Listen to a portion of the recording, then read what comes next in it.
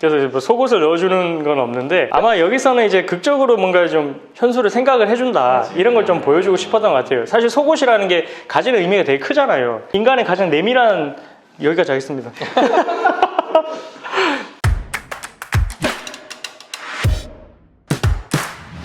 안녕하세요, 로이어 프렌즈입니다.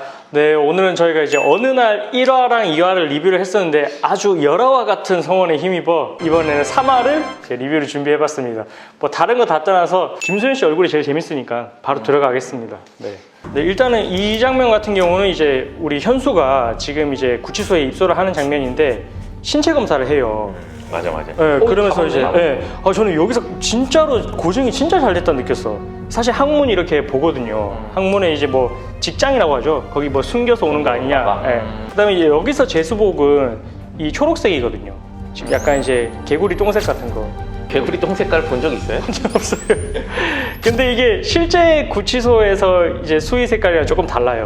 그 구치소 가면 수의 중에 겨울에는 두꺼운 거 입는 거 알죠? 안에 솜 들어간 거. 좀 약간 부의 상징인 거예요. 그것도 안에서 사야 돼. 싸제로 사야 돼. 아 그러면은 이제 돈 많이 주면은 이제 뭐 오리털 들어간 것도 살 수 있고 그런 거예요? 그건 아니고. 덕다운까지 되는지는 모르겠고 어쨌든 이제 수의가 이제 국가에서 주는 것과 그 다음에 이제 사서 이제 입는 게 차이가 있다는 거. 그 정도 알고 계시면 될 것 같습니다. 근데 이 장면은 이제 사실 이제 수임료를 너무 낮게 부르길래 사실 차승원 씨가 우리 신종환 변호사가 정말로 뭔가 봉사를 하는 줄 알았어요. 원래 30만 원 불렀었죠. 이 사기꾼이라니까. 근데 그러고 나서 이제 가정 방문을 해요. 의뢰인의 집에 방문을 해서 실제 이제 수임료는 이만큼이 더 발생한다 이렇게 했는데 그게 너무 좀 갭이 커요. 얼마 불렀는데요? 그거는 영상에서 확인해 보시고 몇 천만 원 이제 갭이 커요. 근데 제가 이렇게 가정 방문하는 변호사를 본 적이 있어요. 저도 본 적 있어요. 멀리서 본 적도 아니고 정말 가까이에서. 누구죠? 이분이시죠? 맞습니다. 이분 가정방문 전문 변호사. 실제 이렇게 가정방문 하시는 경우가 있어요? 정말 약간 이 드라마 자체에서 이제 극적으로 하려고 가정 이렇게 방문한 것 같은데 실질적으로 이렇게 가는 케이스도 한 번씩은 발생하죠. 저도 뭐 한 번 경험이 있는데 이제 뭐 이동하시기 좀 힘들고 해서 뭐 집에 좀 와주면 안 되느냐. 그래서 저도 이제 집에 직접 갔었거든요. 그래서 실제 식탁에 앉아서 계약서 썼죠. 네. 근데 이제 말이 나왔으니까 말인데 이제 변호사 선임 계약을 하다 보면은 이제 특히 형사 사건 같은 경우에 이제 맨 처음에 착수금을 좀 이제 뭐 일부를 받고 추가로 이렇게 달라고 하는 사람들이 좀 있잖아요. 그렇죠.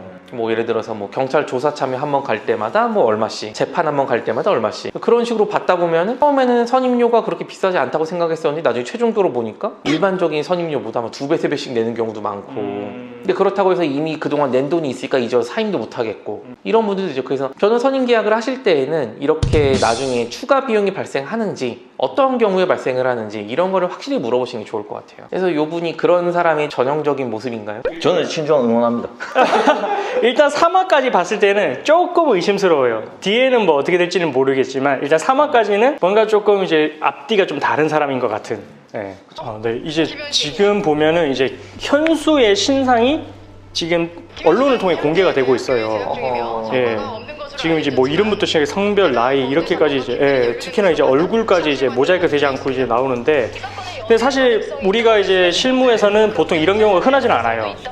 왜냐하면 피의자의 인권도 중요하기 때문에 보호를 해주기 때문에 언론을 통해 나왔을 때 사실 그 사람이 이제 얼굴을 가리고 이제 그렇게 해서 이제 뭐 TV에서 나올 때도 이제 그렇게 처리가 되는데 하지만 예외적으로 신상이 공개가 되는 경우가 있잖아요. 언제죠? 특정 강력범죄를 저질렀을 때 셀프 대답이에요? 그렇죠.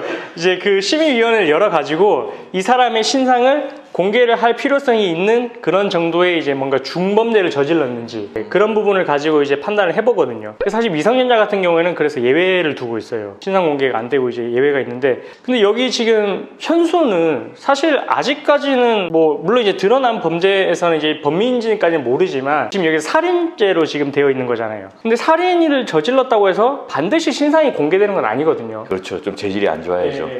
그래서 여기 드라마 어느 날에서는 사실 이제 현수가 이 정도로 물론 이제 잘못한 범죄긴 맞는데 살인도 그런데 근데 그렇다 하더라도 이 정도면은 일단은 심상까지는 공개를 안 할 수도 있었던 사안인데 좀 어떻게 보면 좀 경찰 입장에서도 뭔가 드라마를 좀 극적으로 이끌어가기 위해서 그런 장치로서 좀 신상까지 공개한 게 아닌가 이제 현수가 구치소 내에서 전화를 해요.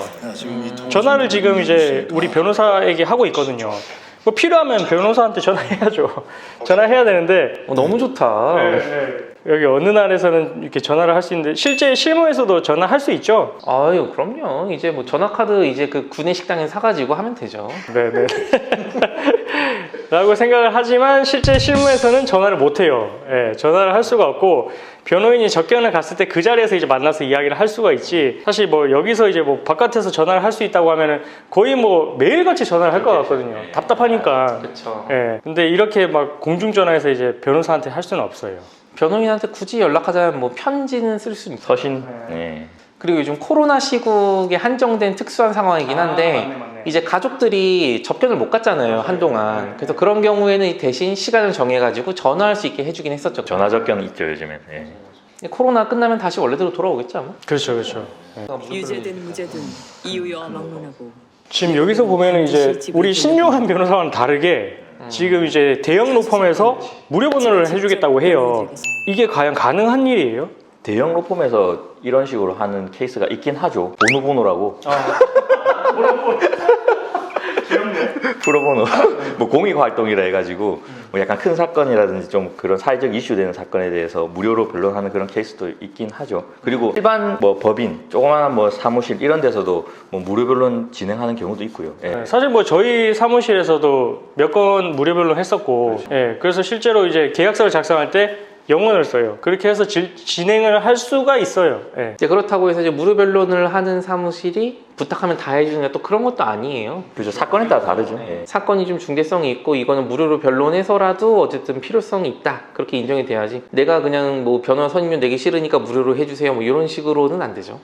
어쨌든 이렇게 무료 변호하는 경우도 있다는 거. 네, 지금 신용환 변호사가 그 시장에서 팬티를 사왔어요. 속옷을 사와가지고 이제 우리 현수한테 현수도 입어라. 네, 이때까지만 해도 이제 변호사가 된 줄 알고 이제 추가로 이제 수임료를 많이 받는 줄 알고 이제 속옷까지 사서 이제 주거든요. 어쨌든 그런데 이제 여기서 보시면 이제 변호사가 속옷을 사서 은행에 넣어준다. 있을 수 있는 일입니까? 근데 이렇게 적을 때 어떻게 들고 가요? 소지품 검사 다 하는데 이런 거 못 들고 들어가지. 그렇죠, 그렇죠.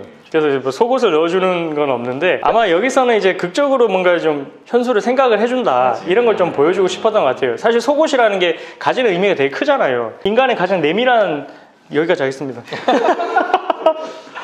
자, 지금 신용환 변호사가 원래 이제 수임 계약을 체결을 했는데 중간에 이제 현수가 이제 부모님으로부터 변호사가 바뀌었다라는 소식을 이제 전해 듣고 전달을 해요. 그래서 이제 속옷을 사왔던 신용환 변호사 입장에서는 되게 뭔가 벙찐 거죠, 중간에서. 이렇게 중간에 변호사가 교체가 되는 거 가능한가요? 그런 걸로 문의 주시는 분들 되게 많은 것 같아요. 사실 우리 사무실 되게 많죠. 다른 변호사님이랑 진행을 하는데 이 변호사님이 마음에 들지 않는다. 바꾸고 싶은데 가능하냐? 내가 만약에 변호사를 이제 바꾸게 되면은 혹시 기존에 있던 변호사님의 동의를 받아야 되는 거냐? 뭐 이런 거 많이 물어보시죠. 맞아요, 맞아요. 그리고 심지어 박상민 변호사님이 눈빛이 너무 강렬한데 바꿔줄 수 있냐? 기존에 진행하던 변호사를 중간에 바꿔서 진행을 할 수가 있고요. 그래서 실제로 이제 사무실에 또 그렇게 의뢰를 주셔가지고 뭔가 이제 저희 영상 보시고 그렇게 오시는 분도 많아요. 예, 그래서 이제 막 대조를 해봤을 때, 내가 저 케이스인데 변호사가 좀 바꿔야 될 것 같다. 이렇게 이제 하면서 바꾸는 게 가능하거든요. 그리고 바꾸지 않고 추가로 선임하는 것도 가능하죠. 그렇죠. 예. 기존 변호사는 그대로 쭉 가고 추가로 이제 다른 변호사 선임되고 이제 무슨 뉴스 같은 거 보면은 뭐 대기업 회장이 변호사를 10명 선임했다 뭐 이런 것도 뜨기도 하잖아요. 맞아요. 현수가 이제 지금 그 구치소 내에서 이제 불려왔어요. 불려왔는데 지금 보면 이제 같은 수감인인데 담배를 펴. 저 중에 누굴까? 담배를 피고 이제 말하는 걸 보면 네, 허락도 뭐 휴대폰도 없이 사용 담배를 가능하고 피우나? 그다음에 뽕도 이거 가능한 거예요. 어떻게 뭐 담배도 필 수 있고 천국 아니야? 천국이 천국. 사실 물품이 뭐가 반입이 되고 이런 부분들을 꼼꼼하게 체크를 하고 있기 때문에 사실 여기서는 이제 아마 이분이 뭔가 이제 구치소 내에서 영향력이 크다 이걸 조금 이제 3화까지는 좀 보여주려고 하는 것 같아요. 그리고 특별히 이제 외부 활동할 수 있는 시간이 아니면은 그 구치소 방 안에 있어야 되는 거 아니에요? 그렇죠. 못 돌아다니지. 그렇죠. 실질적으로 이제 이 담배 같은 게 반입이 진짜 많긴 한데 저도 그 예전에 경교대 생활할 때 경비교대 있을 때 그거 관련해 가지고 이제 막 건방 같은 거 따라다니고 그랬었거든요. 아, 방 검사? 네. 그런 거 막 할 때 근데 그럴 때 한 번씩 나와. 그게 어떻게 반입되는지 몰라 근데 그게. 특이하게 나오더라고. 그리고 한 번씩 그 담장 너머로 테니스공 같은 게 날라들어. 요즘엔 또 방법이 바뀌었을 수 있는데 테니스공 찢어서 안에 이제 넣어가지고 누군가가 던지고 가고 그것 때문에 막 뒤지고 다니고 막 그런 경우가 있었어.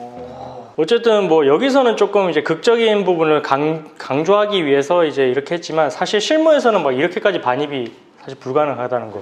그래서 오늘은 저희가 3화에서 이제 좀 뭔가 이제 재밌고 뭔가 리뷰를 해드릴 만한 내용들을 좀 짚어서 살펴봤는데 일단은 지금 계속해서 현수가 이제 그 구치소 내에서도 뭔가 괴롭힘을 당하고 있고 근데 그 와중에도 이제 무죄를 주장을 하기 위해서 뭔가 이제 그 절차가 계속 이어지는 그 과정이 있거든요. 그래서 아마 4화에서는 좀 더 뭔가 법정에서 좀 극적인 내용들이 이어지지 않을까 싶고 저희가 또 그 부분에서 뭔가 좀 리뷰를 해드릴 만한 내용이 있으면 말씀드리도록 하겠습니다. 좀 스포를 해드리자면 4화에서는 거짓말 탐지기 관련해서 좀 이슈가 많이 되더라고요. 그래서 그 부분에 대해서 제가 또 리뷰를 해드리도록 하겠습니다. 4화에서는 할 말이 별로 없겠네요.